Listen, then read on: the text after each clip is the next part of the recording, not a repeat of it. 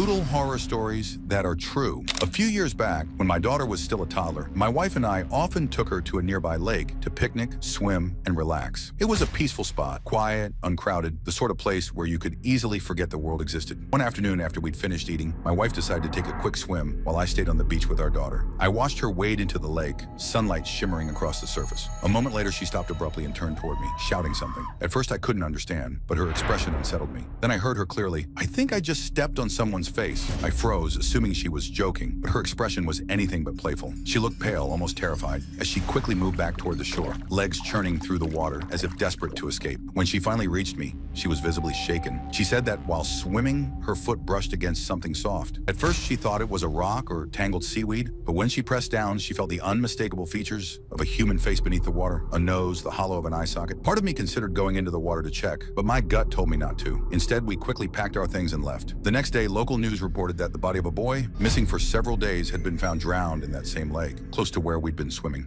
He'd been there all along, hidden just below the surface. To this day, my wife is convinced it was his face she'd stepped on.